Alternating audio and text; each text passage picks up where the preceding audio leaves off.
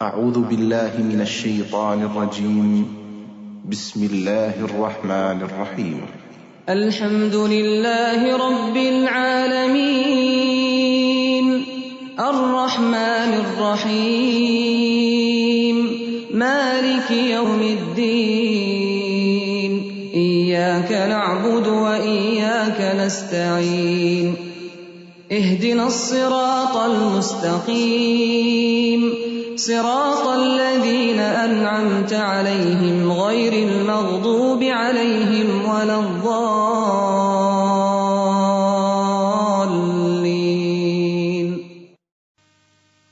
نحمده ونصلي على رسوله الكريم أما بعد فأعوذ بالله من الشيطان الرجيم بسم الله الرحمن الرحيم رب اشرح لي صدري ويسر لي أمري واحلل عقدۃ من لسانی یفقہوا قولی. ہماری آج کی گفتگو کا موضوع ہے رمضان، نیکیوں کا موسم بہار. ہم سب جانتے ہیں کہ جو پھول موسم بہار میں کھلتے ہیں وہ عام طور پر نہیں کھلا کرتے، اگرچہ سال بھر سبزہ کسی نہ کسی شکل میں موجود ہوتا ہے، پھول بھی مل جاتے ہیں، لیکن پھولوں کا جو منظر موسم بہار میں ہوتا ہے وہ عام طور پر دیکھنے میں نہیں آتا. اسی طرح ہم سال بھر کسی نہ کسی شکل میں نیکی کا کوئی نہ کوئی کام کرتے رہتے ہیں، لیکن جو موقع رمضان المبارک میں نیکیوں کا ملتا ہے اور جس طرح نیکیوں کے لیے فضا سازگار ہوتی ہے وہ عام دنوں میں کم ہی ہوتی ہے. اس کی وجہ کیا ہے؟ اس کی وجہ یہ ہے کہ ذاتی طور پر بھی ہم روزے کی برکات سے مستفید ہو رہے ہوتے ہیں. ہمارے اپنے اندر روزے کا ایک ایسا احساس ہوتا ہے جو نیکی کی طرف رغبت دلاتا ہے. پھر اسی طرح پورے معاشرے کے اندر اجتماعی طور پر نیکی کی ایک روح نظر آتی ہے. جب تمام لوگ روزے سے ہوتے ہیں، سب کے اندر مل جل کر نیکی کرنے کا احساس ہوتا ہے، تو اس میں ہر شخص دوسرے کو مدد دے رہا ہوتا ہے، ہر شخص دوسرے کے لیے ماحول سازگار کر رہا ہوتا ہے. اس لیے اس موقع سے خوب فائدہ اٹھانا چاہیے. اور اللہ تعالی کی طرف سے بھی پکارنے والا ہر روز پکارتا ہے، یا باغی الخیر اقبل، اے خیر کے چاہنے والے، اے خیر کی تلاش کرنے والے، اے بھلائیوں کے طلبگار، آگے بڑھ. رمضان اللہ کی طرف بڑھنے، نیکیوں میں دوڑ لگانے، خیر کے کاموں میں سبقت کرنے کا ایک بہترین موقع ہے. اگرچہ عام دنوں میں بھی نیکی کا ثواب اللہ سبحانہ وتعالی ایک کے بدلے 10 دیتے ہیں، جیسا کہ قرآن پاک کی ایک آیت میں آتا ہے، من جاء بالحسنۃ فلہ 10 امثالھا. جو شخص ایک نیکی لے کر آئے گا اس کے لیے 10 گنا اجر ہے. گویا اللہ سبحانہ وتعالی اپنی رحمت سے ہر نیک کام کرنے والے کو کم از کم 10 گنا ثواب ضرور دیتے ہیں، لیکن زیادہ کی تو کوئی حد ہی نہیں. اور رمضان میں ایک عام نیکی بھی ایک فرض کی ادائیگی کے برابر اجر و ثواب پاتی ہے، اور ایک فرض 70 فرض کے برابر. اس لیے ہمیں اس موقع سے خوب فائدہ اٹھانا چاہیے. گویا رمضان ایک ایسا مہینہ ہے جس میں عام زبان میں نیکیوں کی سیل لگی ہوئی ہے. آئیے دیکھتے ہیں کہ اس مہینے میں ہم نیکی کے کیسے کیسے کام کر سکتے ہیں. ایک بات اس سلسلے میں یاد رہے کہ نیکی کا کوئی بھی کام، خواہ وہ کیسا بھی کیوں نہ ہو، خواہ وہ کتنا بھی چھوٹا ہو، اسے کبھی بھی حقیر نہیں سمجھنا چاہیے. اس لیے کہ اللہ کے رسول صلی اللہ علیہ وسلم نے فرمایا، لا تحتقرن من المعروف شیئا، چھوٹی سی نیکی کو بھی حقیر نہ جانو، چھوٹی نیکی کو بھی چھوٹا نہ سمجھو. اس لیے کوئی بھی نیکی کا موقع ہو، کوئی بھی کام ہو، اس میں شوق اور ذوق کے ساتھ آگے ہی بڑھتے رہنا چاہیے.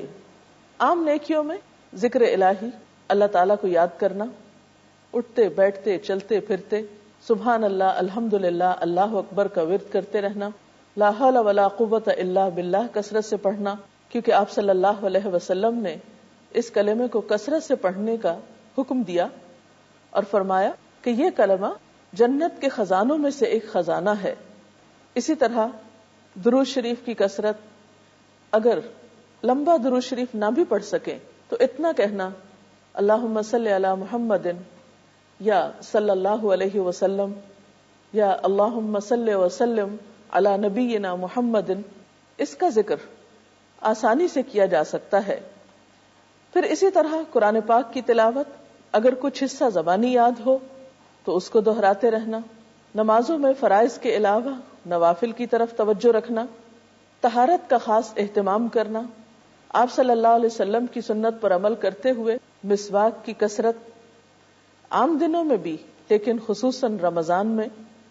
اور ویسے بھی آپ جانتے ہیں کہ مسواک کے ساتھ پڑھی جانے والی نماز مسواک کے بغیر پڑھی جانے والی نماز پر 70 گنا زیادہ فضیلت رکھتی ہے، یعنی اس کا اجر اتنا زیادہ بڑھ جاتا ہے۔ پھر اسی طرح یہ ہے کہ انسانوں کے ساتھ معاملات کرتے وقت خوش اخلاقی کا ثبوت، سلام کرنے میں پہل۔ آپ صلی اللہ علیہ وسلم نے فرمایا لوگوں میں اللہ کے قریب تر وہ شخص ہے جو لوگوں کو سلام کرنے کی ابتدا کرے۔ ایک معمولی سا کام ہے لیکن آپ ابتدا کر کے اللہ تعالیٰ کا قرب حاصل کر لیتے ہیں۔ حضرت عبداللہ بن عمر کے بارے میں آتا ہے کہ وہ بعض اوقات گھر سے صرف اس غرض سے نکل جایا کرتے تھے کہ راستے میں جو بھی ملے گا اس کو سلام کر لوں گا اور اس طرح نیکیوں میں اضافہ ہوگا۔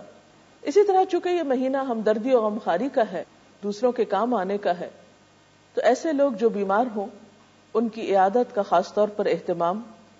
حضرت علی رضی اللہ تعالیٰ عنہ فرماتے ہیں کہ میں نے نبی صلی اللہ علیہ وسلم کو فرماتے ہوئے سنا، جو کوئی مسلمان صبح کے وقت کسی دوسرے کی عیادت کو جاتا ہے، یعنی بیمار شخص کی، تو شام تک 70,000 فرشتے اس کے لیے دعائے خیر کرتے ہیں۔ ایک معمولی سا عمل آپ کے درجات میں کتنے اضافے کا سبب بن سکتا ہے۔ ضروری نہیں کہ آپ اپنے رشتہ داروں یا دوستوں وغیرہ کی عیادت کے لیے جائیں ان کی بیماری کی صورت میں، بلکہ آپ کسی ہسپتال میں، کسی کلینک میں جا کر یہ خدمت انجام دے سکتے ہیں اور اجر و ثواب پا سکتے ہیں۔ اور خاص طور پر کسی ایسے شخص کے ساتھ نیکی کرنا جس سے بدلے کی توقع نہ ہو، وہ نیکی کہیں زیادہ بہتر ہے۔ نبی اکرم صلی اللہ علیہ وسلم نے فرمایا جو شخص اپنے کسی بھائی کے کام میں لگا ہو اللہ تعالیٰ اس کے کام میں لگ جاتے ہیں، اور جو شخص کسی مسلمان کی کوئی بے چینی دور کر دے اللہ تعالیٰ اس کے صلے میں قیامت کی بے چینیوں میں سے کوئی بے چینی دور فرما دیں گے۔ وہ دن تو ہوگا ہی تکلیفوں اور پریشانیوں کا، کسی کے کام آنا، کسی کی دلجوئی کرنا، کسی کا غم بانٹنا، کسی کو اچھا مشورہ دینا، کسی کو راہ دکھانا، یہ چھوٹی چھوٹی نیکیوں کے ایسے کام ہیں کہ جن کو آپ آسانی سے کر سکتے ہیں۔ پھر اسی طرح یتیموں، بیواؤں کی مدد، مسکینوں کی مدد، ضرورت مندوں کے کام آنا۔ آپ صلی اللہ علیہ وسلم نے فرمایا جو شخص کسی بیوہ یا مسکین کی مدد کرے وہ اللہ تعالیٰ کے راستے میں جہاد کرنے والے کی طرح ہے۔ راوی کہتے ہیں کہ آپ نے یہ بھی فرمایا تھا کہ وہ اس شخص کی طرح ہے جو مسلسل بغیر کسی وقفے کے نماز میں کھڑا ہو، اور اس روزہ دار کی طرح ہے جو کبھی روزہ نہ چھوڑتا ہو۔ اور اگر روزے کی حالت میں آپ مزید یہ نیکی بھی کریں تو آپ اجر و ثواب کا اندازہ کر سکتے ہیں کہ کیا ہوگا، اور اللہ تعالیٰ کے ہاں آپ کی قدردانی کا عالم کیا ہوگا۔ آپ صلی اللہ علیہ وسلم نے یہ بھی فرمایا کہ میں اور یتیم کی کفالت کرنے والا جنت میں اس طرح ہوں گے۔ یہ کہہ کر آپ نے اپنی شہادت کی انگلی اور بیچ کی انگلی میں تھوڑا سا فاصلہ رکھ کر اشارہ فرمایا۔ عموماً ہوتا یہ ہے کہ روزے کی حالت میں بھوک کی وجہ سے، بے آرامی کی وجہ سے بسا اوقات طبیعت میں چڑچڑا پن پیدا ہو جاتا ہے۔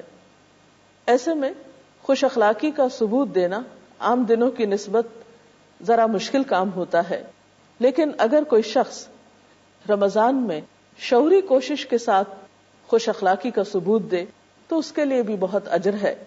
آپ صلی اللہ علیہ وسلم نے فرمایا قیامت کے دن مومن بندے کی میزان میں کوئی چیز خوش خلقی سے زیادہ وزنی نہ ہوگی، یعنی سب سے بھاری نیکی انسان کے میزان میں خوش اخلاقی ہوگی، اور اللہ تعالیٰ فحش گو اور بےہودہ گو شخص کو سخت ناپسند فرماتے ہیں، یعنی ایسے لوگ اللہ تعالیٰ کو پسند نہیں۔ آپ نے یہ بھی فرمایا کہ مومن اپنے حسن اخلاق سے اس شخص کے درجے تک پہنچ جاتا ہے جو روزہ دار ہے اور نماز میں کھڑے رہنے والا ہے. یعنی بڑی بڑی عبادات میں جو ثواب لکھا گیا ہے وہ خوش اخلاق انسان اپنی خوش اخلاقی کی وجہ سے پا لیتا ہے. پھر اسی طرح راستے سے تکلیف دہ چیز کو دور کر دینا. آپ صلی اللہ علیہ وسلم نے فرمایا ایمان کی 70 سے اوپر شاخیں ہیں اور ان میں افضل ترین لا الہ الا اللہ پڑھنا ہے اور ادنا ترین راستے کی تکلیف کو دور کر دینا ہے. اور راستے کی تکلیف سے مراد صرف کسی سڑک سے ہی کوئی چیز ہٹانا نہیں ہے. اس سے مراد کسی بھی جگہ خواہ آپ اپنے گھر کے اندر ہی کیوں نہ ہو کوئی ایسی چیز جو آپ کو خود چلنے میں یا گھر کے کسی فرد کو عموماً بزرگوں کو یا بچوں کو چلنے میں تکلیف دے رہی ہو یا راستے میں رکاوٹ بن رہی ہو یا کوئی چھلکے وغیرہ ہو جو پھسلن کا سبب بن سکتے ہوں، ایسی چیزوں کو معمولی کوشش کے ساتھ راستے سے ہٹایا جا سکتا ہے. آپ صلی اللہ علیہ وسلم نے فرمایا راستے سے گندگی دور کر دو تو یہ بھی صدقہ ہے. بعض اوقات لوگ راستوں میں کوڑا کرکٹ پھینک دیتے ہیں تو ان چیزوں کا بھی اہتمام کرنا ایک نیکی ہے. پھر اسی طرح بعض اوقات آپ کچھ خرید فروخت کرنے کے لیے نکلتے ہیں گھر سے یا کسی انسان کے ساتھ کوئی معاملہ کرتے ہیں تو کسی بات پر آرگیومنٹ ہو جاتی ہے، بحث مباحثہ یا تکرار شروع ہو جاتی ہے. ایسے موقع پر صبر و تحمل سے کام لینا، اچھے اخلاق کا ثبوت دینا اور ایسی گفتگو سے پرہیز کرنا بھی بہت اجر و ثواب کا باعث ہے. آپ صلی اللہ علیہ وسلم نے فرمایا میں اس شخص کو جنت کے کناروں پہ گھر دلوانے کی ضمانت دیتا ہوں جو حق پر ہونے کے باوجود جھگڑا چھوڑ دے. اور آپ دیکھیں کہ جھگڑا کرتے کرتے پھر بعض اوقات گالی گلوچ کی نوبت آ جاتی ہے، بعض اوقات اس سے زیادہ تعلقات خراب ہو جاتے ہیں. اور روزے کی حالت میں یہ سب کچھ کرنا روزے کے لیے بھی نقصان دہ ہے اور روزہ جو ڈھال ہے اس میں شگاف کا ذریعہ بھی ہو سکتا ہے. نیکی کے یہ چھوٹے چھوٹے کام جن کو کرنے کے لیے کچھ بہت بڑی مشقت نہیں کرنا پڑتی، اگر آپ ان کو روزے کی حالت میں شعوری طور پر خوشی سے اچھے ارادے اور نیت کے ساتھ کرتے رہیں اور فاستبقوا الخیرات نیکیوں میں دوڑ لگائیں تو انشاءاللہ آپ کے روزے عام روزوں کے مقابلے میں کئی گنا زیادہ اجر و ثواب والے ہو جائیں گے. اور اسی کی تو تاکید آپ صلی اللہ علیہ وسلم نے فرمائی تھی کہ من صام رمضان ایمانا و احتسابا غفر له ما تقدم من ذنبه، کہ جس شخص نے رمضان کے روزے ایمان اور احتساب کے ساتھ رکھے. اور احتساب کا مطلب کیا ہے کہ انسان اپنا جائزہ بھی لیتا رہے، حساب بھی کرتا رہے اور اپنے اچھے اعمال کی اجر کی توقع اللہ سبحانہ وتعالی سے رکھے. تو ایسے شخص کے وہ سب گناہ معاف کر دیے جائیں گے جو اس سے پہلے اس سے سرزد ہوئے ہوں گے. رمضان میں ایک اور نیکی جو سب کر تو نہیں سکتے لیکن اس کی نیت کر سکتے ہیں، اس کا شوق اپنے اندر پیدا کر سکتے ہیں، اس کی خواہش کر سکتے ہیں، اس کی تمنا کر سکتے ہیں، کیونکہ اللہ تعالیٰ کی رحمت تو بہت وسیع ہے. ایک شخص اگر نیک کام کی نیت کر لیتا ہے اور کسی وجہ سے کر نہیں پاتا یا اس کو موقع نہیں ملتا تو اللہ تعالیٰ اس پر بھی اجر و ثواب عطا کرتے ہیں. اور وہ نیکی ہے رمضان میں عمرہ کرنا. حضرت عطا کہتے ہیں میں نے حضرت عبداللہ بن عباس سے سنا کہ نبی صلی اللہ علیہ وسلم نے انصار کی ایک عورت سے فرمایا تم ہمارے ساتھ حج پر کیوں نہیں چلتی؟ عورت نے عرض کیا ہمارے پاس صرف 2 اونٹ تھے، ایک پر میرا شوہر اور بیٹا دونوں حج کے لیے گئے ہیں، اب ایک اونٹ گھر میں ہے جس پر ہم پانی وغیرہ لاتے ہیں. آپ نے فرمایا اچھا جب رمضان آئے تو عمرہ کر لینا، اس کا ثواب بھی حج کے برابر ہے. گویا عام دنوں کا عمرہ اگر رمضان میں کیا جائے تو حج برابر ثواب ملتا ہے.